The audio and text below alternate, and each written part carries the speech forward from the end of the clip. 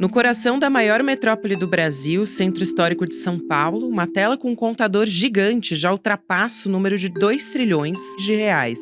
Esse é o valor que o Estado brasileiro arrecadou com impostos em 2023, desde o dia 1º de janeiro até hoje. O Impostômetro é uma iniciativa da Associação Comercial de São Paulo. Segundo a associação, até o momento, e eu gravo no dia 10 de novembro de 2023, o brasileiro trabalhou 147 dias só para pagar imposto. Há 30 anos, o Brasil espera por uma reforma tributária. Na semana passada, uma proposta foi aprovada pelo Senado e encaminhada para a Câmara. A PEC 45, de 2019, foca na simplificação de tributos. O texto prevê substituir 5 tributos por 3. Saem de cena os conhecidos ICMS, ISS, IPI, PIS e COFINS e entra o Imposto sobre Bens e Serviços, a Contribuição sobre Bens e Serviços e o Imposto Seletivo. A proposta também inclui isentar de imposto alguns produtos da cesta básica e uma série de outras medidas. Mas na prática, o impacto da reforma tributária no bolso do contribuinte brasileiro, você vai saber a partir de agora.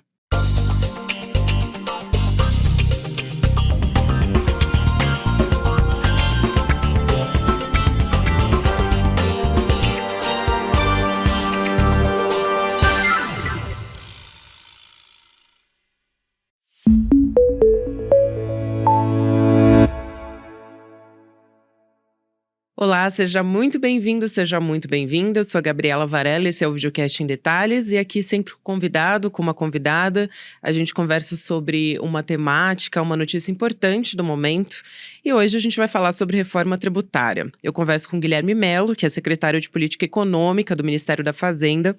O Guilherme Mello também é doutor em Ciência Econômica pela Universidade de Campinas, onde ele também leciona no Instituto de Economia. Secretário, obrigada por aceitar nosso convite, seja muito bem-vindo aqui ao ICL ou em Detalhes. Obrigado, o prazer é todo meu, prazer estar aqui com vocês. Vamos lá, então, começar pelo básico, né? Mas que gera muitas dúvidas, esse ponto de partida que é a substituição dos 5 impostos sobre consumo pela criação de outros 3, seguindo o modelo do IVA, que é o Imposto sobre o Valor Agregado. O que a gente quer dizer, melhor dizendo aqui, né? O que a gente quer dizer quando a gente fala em simplificar esse processo de prestação de contas? Você pode explicar como é que vai funcionar essas mudanças? Na verdade, o Brasil hoje é um dos poucos países que não adota um imposto sobre valor agregado. Nós temos um conjunto de impostos sobre o consumo, alguns deles federais, como por exemplo o PIS, o próprio IPI, alguns deles estaduais, o principal, obviamente, o ICMS, e alguns deles municipais, como o ISS. Cada um tem a sua própria regulação, cada um tem os seus próprios critérios, abrange um conjunto de produtos ou serviços, e mais do que isso, como eles são separados por estado ou por município, muitas vezes cada estado tem uma regra, tem um conjunto de exceções próprias, ou seja, você tem uma infinidade de regras tributárias que variam de estado para estado, de município para município, e isso gera uma grande confusão na hora de o contribuinte fazer o pagamento do seu tributo.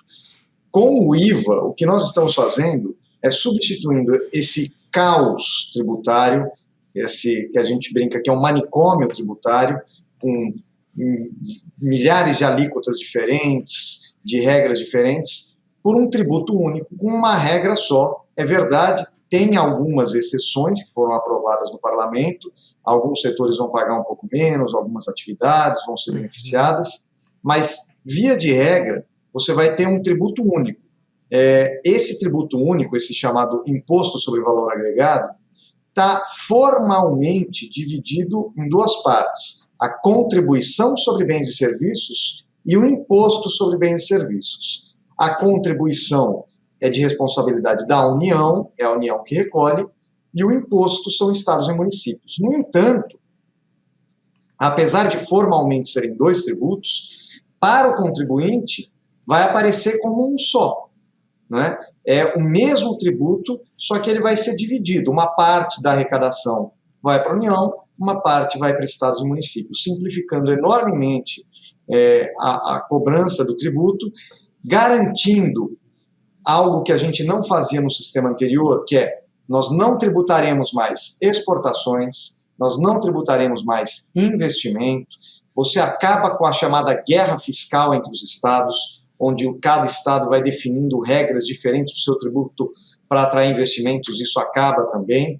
Então, tem um ganho, na verdade, de competitividade e produtividade para a economia brasileira, que no final das contas vai se refletir em mais crescimento, mais renda e mais emprego para todos. E justamente aqui, só para entrar num ponto.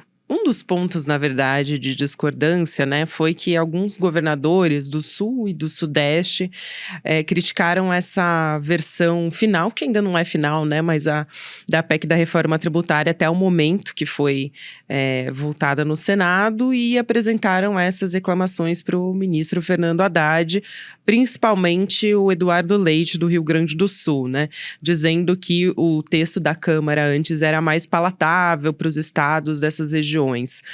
Por que isso tem gerado tanta reclamação por parte dos governadores, para que as pessoas entendam do que a gente está falando, né? E justamente você falou sobre que não vai mais gerar esse tipo de competição, né, entre os estados, para que eles atraiam, né, para que, na verdade, eles queiram atrair para os seus próprios estados, para que eles se beneficiem nesse processo anterior da produção. Então, eu queria também trazer um pouco esse ponto para a gente poder explicar para as pessoas. Então, o que ocorre é que a proposta que foi originalmente enviada pelo governo federal previa o que eu poderia chamar de uma tributação, um imposto sobre valor agregado, que eu chamaria de puro sangue, ou seja, aquele com pouquíssimas exceções, uma regra única para todos os setores, para todas as regiões, né? E, obviamente, que ao longo do debate no parlamento, o parlamento vai, ao representar diversos setores da sociedade e obviamente, as pressões que esses setores realizam, ele foi alterando algumas coisas da tributação, permitindo que algumas regiões, mais do que isso, alguns setores tenham um tratamento privilegiado, ou alguns produtos tenham uma incidência menor de imposto, e, obviamente, isso beneficia mais algumas regiões, menos outras regiões. Então, é verdade que isso acaba criando algum tipo de resistência, seja de alguns setores, seja de algumas regiões. No entanto, eu sempre costumo dizer que a reforma tributária boa é aquela que é capaz de ser aprovada. O Brasil está há 40 anos tentando aprovar essa reforma, tentando melhorar o seu sistema tributário, em particular a tributação sobre o consumo, tentando simplificar, tentando dar racionalidade para isso, e nós nunca conseguimos avançar. Em 40 anos, desde, na verdade, da Constituinte, e até mesmo antes disso, esse tema sempre sofreu resistências muito fortes e os governos não foram capazes de alterar essa realidade. Eu acho que, apesar de nós termos aprovado um novo tributo, que não é aquele presente, um manual de economia, ele não é uma tributação completamente isenta de problemas, ela é um avanço significativo em relação ao nosso sistema tributário atual. Só para te dar um exemplo, o nosso sistema tributário atual foi classificado pelo Banco Mundial entre um dos piores sistemas do mundo. Eles fizeram uma pesquisa com 190 países, o Brasil ficou na posição 184, um dos piores sistemas tributários do mundo, em grande medida por causa da complexidade e dessa desigualdade, desarmonia na tributação sobre o consumo. Então, nós estamos avançando muito e, com certeza, isso vai implicar, como eu disse, em uma melhoria das condições de crescimento econômico e de produtividade da economia brasileira. Justamente entrando nesse ponto sobre a importância, né, de ter a reforma tributária aprovada depois de tanto tempo, eu quero perguntar sobre a próxima etapa, porque agora esse texto vai ser discutido na Câmara dos Deputados e existe a possibilidade, né, nos bastidores políticos tem se falado sobre a possibilidade do presidente da Câmara, Arthur Lira, fatiar a proposta. E aí eu te pergunto se isso é uma preocupação da equipe da Fazenda, porque o ministro Fernando Haddad disse que tem, na verdade, uma expectativa de que ela seja aprovada até o final desse ano ainda, né, em 2023. Então, isso está sendo levado em consideração por vocês? É uma preocupação ou não? Não, certamente eu tenho convicção que a proposta vai ser aprovada ainda esse ano. O parlamento tem se mostrado muito parceiro e interessado na aprovação dessa e de outras medidas de tributação, medidas importantes para nós recompormos a estrutura fiscal do país, recompormos, sempre bom lembrar, sem aumento da carga tributária, apenas combatendo privilégios, corrigindo distorções. Então, isso é o nosso plano de voo desde o início, né? E o parlamento tem sido muito parceiro nisso. O que acontece agora é que a Câmara aprovou uma versão da reforma. O Senado pegou a versão da Câmara e fez algumas alterações, digamos assim, marginais, nada que mude a estrutura do tributo, que mude a base do tributo, certo? Apenas incluiu uma exceção, uma mudança de alíquota aqui, outra ali. Agora, a Câmara vai ter que decidir se ela mantém o texto que foi aprovado no Senado ou se ela retoma o texto que foi aprovado pela Câmara dos Deputados. Isso, obviamente, é um processo de diálogo, de negociação entre os parlamentares, entre as duas casas, mas eu estou bastante convencido de que esse processo vai ser rápido e vai se encerrar ainda esse ano, para no ano que vem a gente já começar o período de transição desse sistema tributário antigo, esse sistema tributário ineficiente, esse sistema tributário que tira a competitividade das nossas exportações, dos nossos investimentos, da nossa indústria e das nossas empresas como um todo, para um novo sistema tributário mais racional, mais simples, mais competitivo e que, como eu disse, junto com outras medidas de tributação que nós estamos adotando, seja a tributação, por exemplo, dos fundos dos super ricos, seja a proposta de alteração do sistema de subsídios de ICMS, que abatia a base de cálculo de tributos federais, ou seja, a própria reforma do imposto de renda, que nós vamos apresentar assim que for aprovada definitivamente a reforma do tributo sobre consumo. Então, na verdade, nós estamos reformando o conjunto do sistema tributário brasileiro, para ele ficar com duas características: simples e, como nós chamamos, progressivo, ou seja, onde o rico pague mais que o pobre.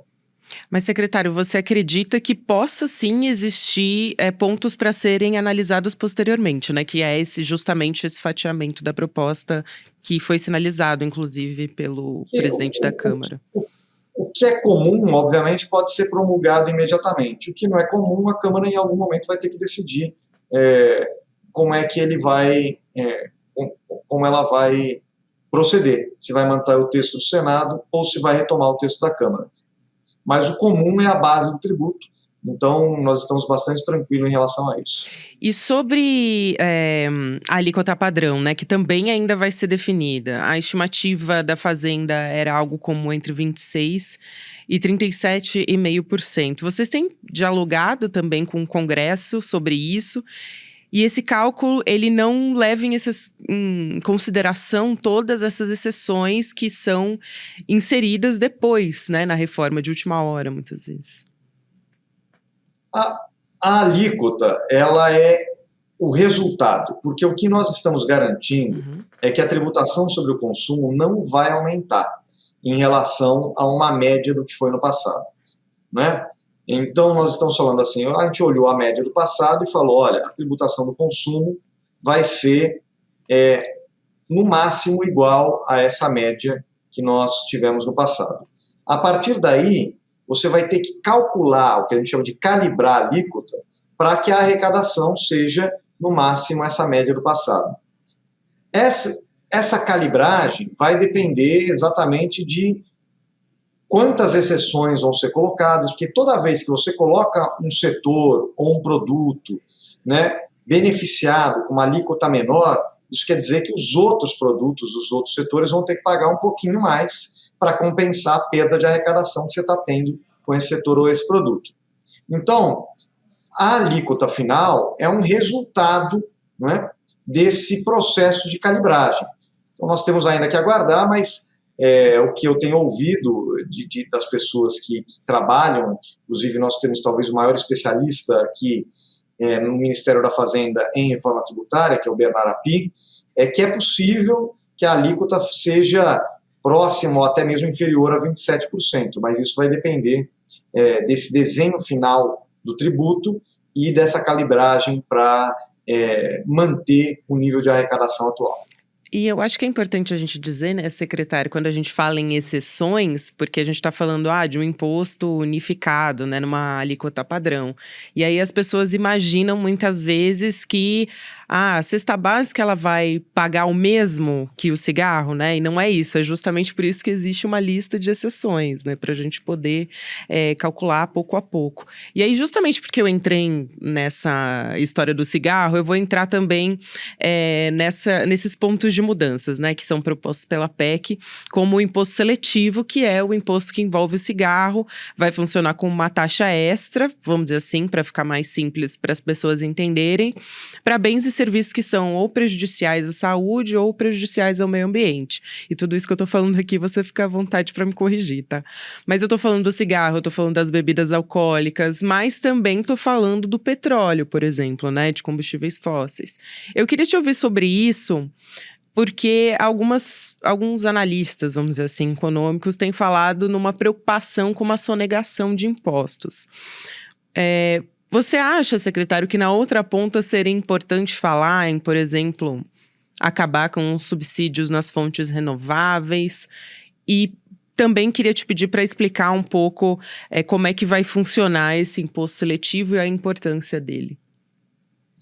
Olha, o imposto seletivo é um imposto bastante moderno, bastante atual. Ele existe em vários países e ele, na verdade, alguns chamam de sin tax, né? Imposto do pecado. É um imposto que incide sobre atividades ou produtos prejudiciais à saúde ou ao meio ambiente.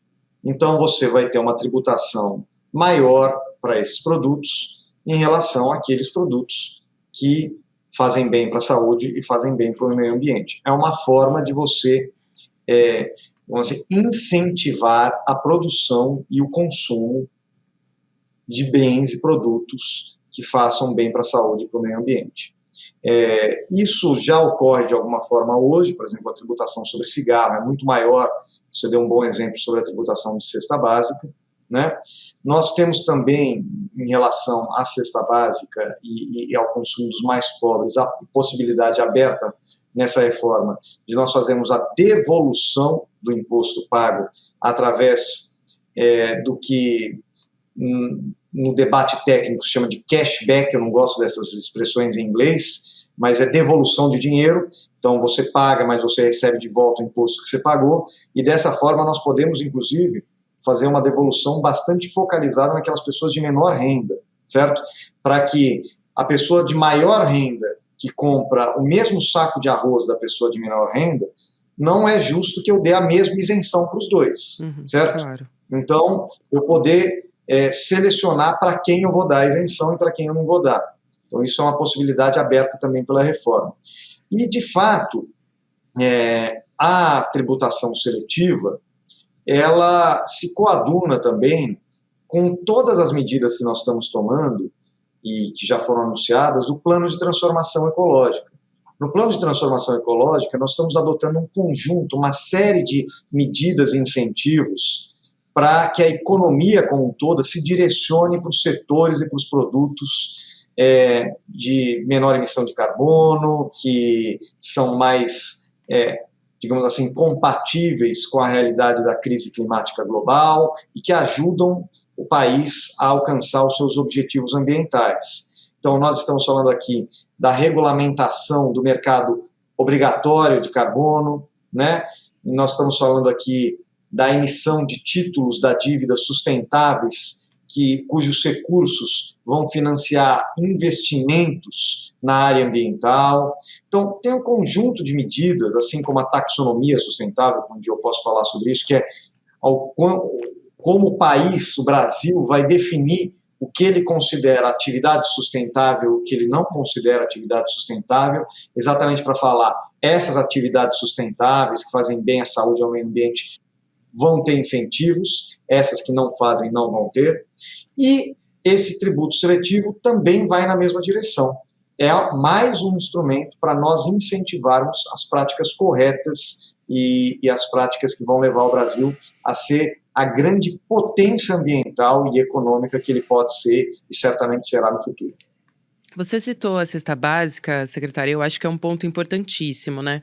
Tem a cesta básica nacional e que vai ser definida por lei complementar, assim como a cesta básica estendida, né? E aí uma deve ter alíquota zero e a outra reduzida, além desse mecanismo de cashback, né? Que você citou que é parte do dinheiro pago seria devolvido então para esse consumidor, para a gente falar aqui no mais prático. Agora, tem já alguns setores já se movimentando, obviamente, né? O agronegócio quer mais redução de impostos, não poderia nem ser diferente. Alguns economistas também apontaram que ela pode beneficiar os mais ricos e tem a questão da diversidade da população também, né, que precisa ser levada em consideração, já que é uma população, obviamente, muito diversa, com diversas regionalidades e precisa ser levada em consideração a cultura local para se estabelecer um padrão, né? Então, eu queria ouvir o que, como prioridade para a equipe de vocês na Fazenda, né? O que seria importante manter e tratar nessa proposta? Enfim, possíveis gargalos que estão nesse ponto da cesta básica. Veja, esse tema da cesta básica, assim como outros temas de definição regulatória, serão alvo de leis complementares, de regulamentação complementar, que vai ser apresentada e votada no ano que vem. Uhum. Né? O que nós aprovamos na PEC é, digamos assim, o esqueleto da reforma, certo? Agora, essa definição, qual produto vai ser considerado da cesta básica, qual produto vai ter alíquota zero, qual produto vai ter alíquota reduzida, muitas dessas discussões vão ficar para a lei complementar. O que é importante para nós aqui, eu repito, quanto menos exceções nós criarmos, mais simples vai ser esse imposto e mais justo vai ser esse imposto. Porque, apesar da tributação sobre consumo não ser tipicamente a tributação responsável por distribuir renda, né, porque ela é paga pelo consumidor, então, até pela natureza desse tipo de tributação, aquele cidadão que consome a maior parte da sua renda acaba pagando proporcionalmente mais do que o cidadão que poupa a maior parte da sua renda. Vamos diferenciar aqui, o pobre consome a maior parte da sua renda, consome toda a sua renda. O rico poupa uma parte, quanto mais rico, maior o tamanho da poupança. Então, por natureza, a tributação sobre o consumo, ela não é uma tributação que vai melhorar a distribuição de renda, mas ela pode não piorar. Ela pode ser, pelo menos, mais neutra do ponto de vista da distribuição. Como? Garantindo que todo mundo pague o mesmo tributo, mas que aqueles mais pobres tenham ou direito de devolução do tributo, certo? E, portanto, eles, na prática, não terão pago, e os ricos terão, então isso vai ajudar a distribuir renda, ou os produtos que eles consomem estejam protegidos por uma alíquota menor, certo?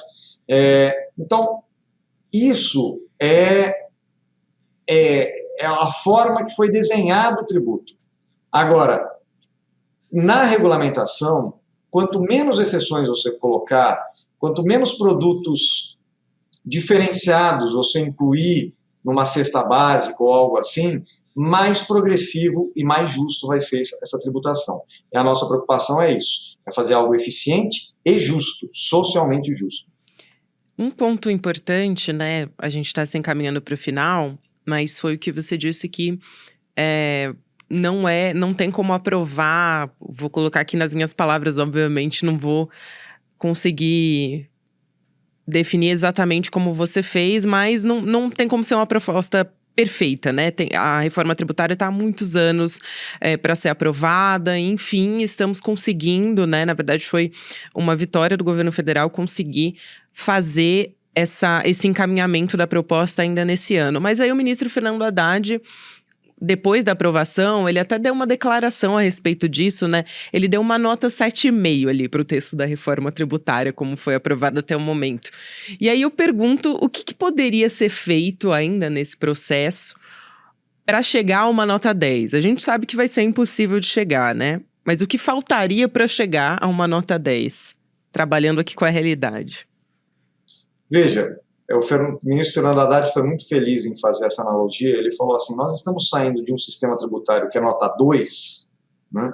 E eu acho que ele, como professor, tem sido generoso com seus maus alunos, porque o nosso sistema tributário é realmente muito ruim, talvez nem 2 ele mereça, para um sistema tributário que é uma nota 7, 7,5.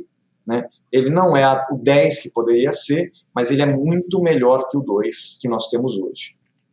Bom, o que nós podemos fazer para melhorar o sistema tributário brasileiro? Do ponto de vista da tributação sobre o consumo, um dos elementos que está presente na regra é que a cada 5 anos vai haver uma avaliação sobre essas exceções que foram criadas. Então, eu acho que a primeira coisa que a gente pode fazer é levar a sério essa avaliação. Avaliar se ela está atingindo o seu objetivo, se é necessário mantê-la, se ela está tendo um impacto positivo do ponto de vista da distribuição de renda, do desenvolvimento regional, ou se não tiver nada disso, se não tiver distribuindo renda, se não tiver gerando investimentos, então é hora de revê-la.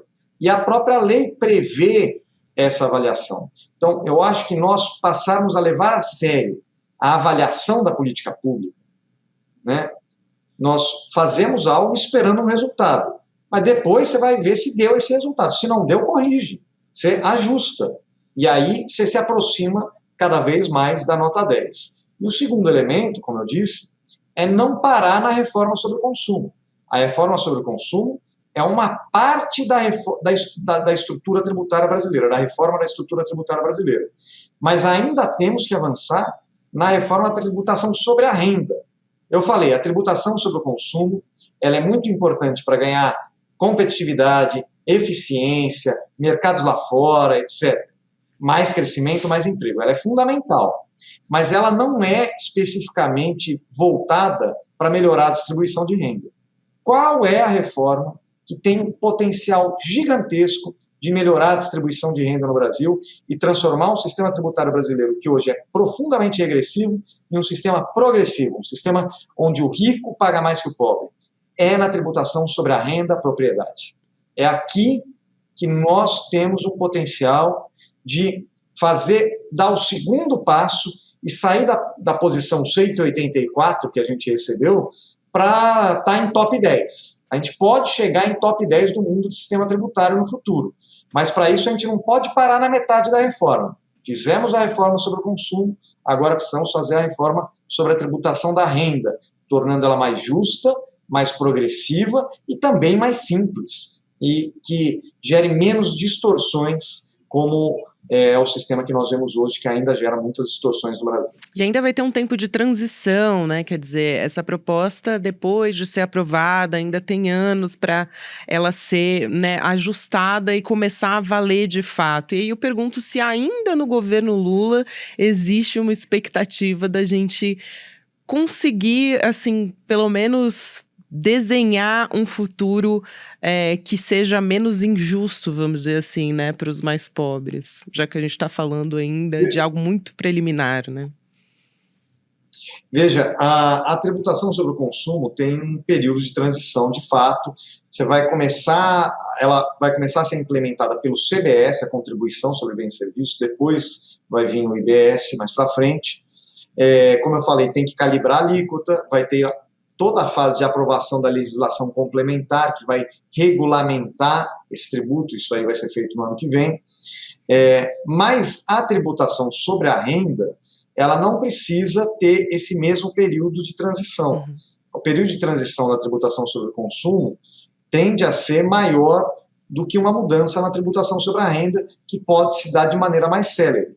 Como a tributação sobre a renda é aquela que tem mais impacto sobre a distribuição de renda, eu acho absolutamente possível que ainda no governo Lula, com o apoio do parlamento, a compreensão de todos os setores, nós consigamos sair desse cenário de um sistema tributário muito regressivo, que beneficia um grupo muito pequeno de pessoas, por um sistema tributário mais justo, mais equânime, que distribua a renda no Brasil. Lembrando que quanto mais a gente distribuir renda, mais a população vai consumir, vai tomar crédito e, portanto, mais o país vai crescer. Vai ser benéfico para todos, inclusive para os ricos, que eventualmente podem, os super ricos, que eventualmente podem ter a sua taxação aumentada nesse processo.